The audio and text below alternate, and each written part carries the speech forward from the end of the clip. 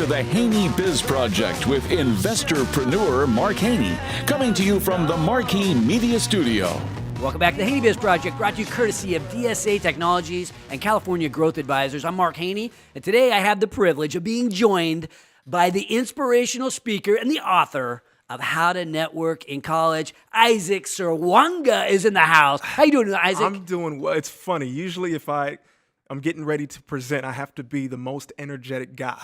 Yeah. And I think, I don't know if I'm winning here. It's going to be hard to beat it. Well, you may have met your match. Now, you are the most motivational guy. I am just like I'm kind of like the assistant motivational guy today because that's what you do for a living. Yes, sir. Tell us what you do. Tell us who you are and what you do. First and foremost, my name is Issac Serwanga. Inform and inspires on my t-shirt. It's kind of what I believe, the two words that I live by. But before I begin, absolute gratitude to be on this show.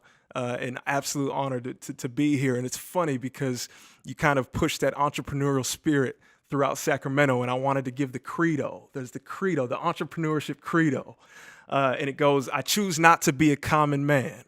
It is my right to be uncommon if I can. I seek opportunity and not certainty, right? I'm missing the words here. Hold on, wait, they're coming back. I'm going to start over. Ready? I choose not to be a common man. It is my right to be uncommon if I can. I seek opportunity and not security. I do not wish to be a kept citizen, made humbled and dulled by having the state look after me. I want to take the calculated risk to dream and to build, to risk and to... Hey, look, I'm going to jump in. This is live But here. it doesn't matter, though. Yeah. That's it. That's what entrepreneurship is. Oh, we my go goodness. out there and, we give it a shot. We laugh at ourselves. Can we continue and I'll do it at the end? Yeah, whatever, man. All right, let's go. This is what entrepreneurship is. Yeah. We go out there every week on the show. I mess up my words, and it's fun. We laugh at me. After the show, we always laugh at me. I like it. And so, having something memorized or something like that, Yeah. I mess up stuff all the time. However, it's inspirational, and I want to know, in your mind, how do we get the entrepreneurial message out to this hope, this information, this inspiring stuff? How do we deliver it? You know what? One of the things that I try to do when I present, whether it's to young people or to people of an organization, is try to bring that mission statement. Usually we know our mission statement, but we don't live it. We don't sing it. We don't express it. Right? So how do you bring emotion to something that you really care about so that people can, you're someone who believes what you believe. You can tell through not just your words. I have my mission tattooed to my goodness. soul. Right. That's it. So how can we bring that to each and every person? I think the reason why I use these two words, inform and inspires, the information comes from outside, right? Everybody needs information, but at the end of the day, it's the inspiration that makes you act, right? So how do you take in the information and then use that inspiration to make that first step? So you and I know each other through Billy Downing. Yes. He is helping young people to navigate their way to college. 100%. What do you do with Billy? And you do stuff like help him navigate in college. Am I right? 100%. So one of the things that we're doing right now is I work with first-year undergraduates in college. And the reason why I do that, in 2016, wrote a book, How to Network in College, and it actually came from my own failures. Right? I never read that book. Oh, I probably man. should have. Ooh. So graduated from Princeton University in 2013, and when I graduated unemployed. And I thought to myself, man, if you're going to graduate from the top academic institution in the country, How does that happen? How does that happen? Right? And it took a lot of reflection and reverse engineering what college really is. And to me, I believe it's a social ecosystem where people can definitely meet and engage and learn about themselves and become self-aware. And it was one of those things where through that failure, through that, oh my goodness, what's happening next, that this book came about. So it's kind of been my mission statement and my push ever since. Yeah. So discoveries made, right? You had this time when you got out of college, and it was a sort of a wake-up call. Right. What discoveries have you made in this last several years? Because you're only, in your mid-20s? How old are you? Yeah, 28. Graduate 28, from Princeton. Yeah. You're an athlete, am I right? Yeah. You're an excellent athlete, and now you are helping the next guy in line. Right. Talk to us about what you've learned in this journey. One thing that I think I've stuck to is this phrase, hold to the vision, right? Of creating a vision for yourself that you want to stick to and going through the trials and the obstacles and just making sure you hold to it. Because a lot of us, you see the first failure and you think, oh my goodness, I can't do this thing, right? You see the first, man, it's going to look like this. And then you hit that first wall and you say, man, it's time to give up. But that's just the time to start. Yeah. So it's kind of generic, but it's been something. Why do you think people give up? That's a great question. I think you always want to see. A lot of people give up on their dreams. I think there are a lot of people, a lot of average people out there who at one point, they had these enormous dreams, but then they just decide to settle into the 8 to 5. It's not easy. What happened? I think one of the things that happens is you want to see the result right there, right? And it takes so much more time than that. Immediate gratification is how they call it. Absolutely. Yeah. My wife tells me I have that sometimes. Impatience, stuff like that. Right. So delay the gratification a little bit and understand it's going to be difficult, but just kind of sticking to that vision. Yeah. So you're a public speaker, you're a writer, you've got all this stuff going. So I'm doing a little public speaking these days too. Sure. But I'm not a professional, so you are a professional. Walk me through, how do you prep for a motivational talk? How do you prep for doing something that's going to change people's lives? One of the things that usually helps me with preparing is understanding who I'm talking to.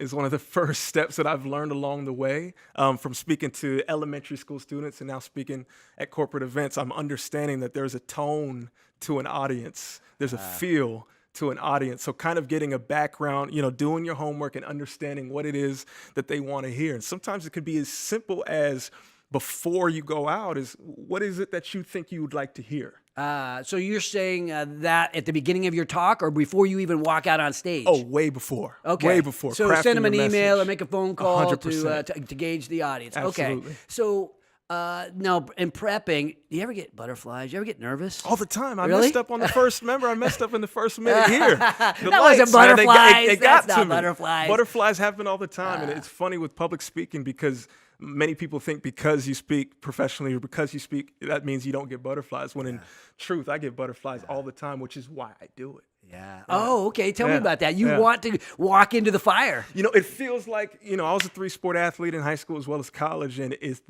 speaking is the closest thing that gets you to that feeling of competing. Like kickoff time, right? You went back. What position did you play in football? I was wide receiver. Wide receiver. Yeah. So we ever do returns for punts or kickoffs and stuff. And you're back there and you have to, especially in a punt, you have to catch the ball and you're just sitting back there alone. 100%. I mean, that's how public speaking is. You're sitting there, the ball's coming down, you're like, do not drop. Pressure is all on you. And then when you drop it, sometimes you will. How do you respond? No doubt. Yeah. You got to get back in if you got to go play. If you turn it over, you got to play defense, right? Right. 100%. I love it. Okay, so sharing our thoughts with these people in college. We have listeners that are thinking about chasing an entrepreneurial dream. Just give us some wisdom here that as young people are our future, and sometimes millennials get kind of classified in maybe a light that's not as positive. I have millennials all throughout my life. It's what keeps me young. Right. Give us some advice on how we as millennials or as people dealing with millennials need to affect. What do we have to do to win?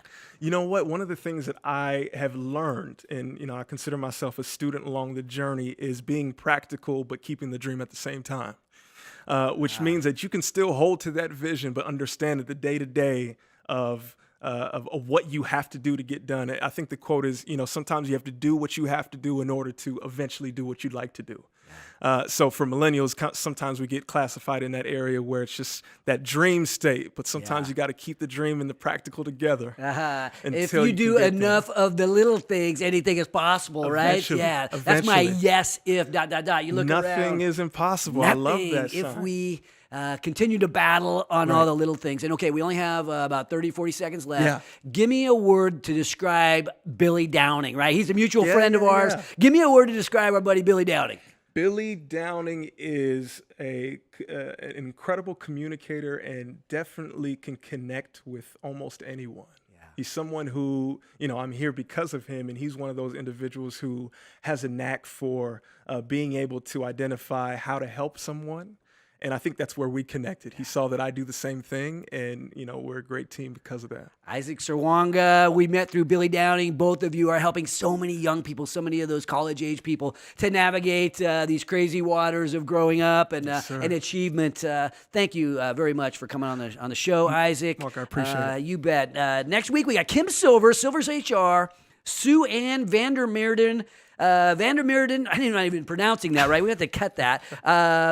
She's got an entrepreneurial story of a law corporation. You're not going to want to miss it. When we return, we will share our takeaways, closing thoughts about how to win in life and how to overcome these obstacles, these barriers that are always in front of us. This is the HaneyBiz Project.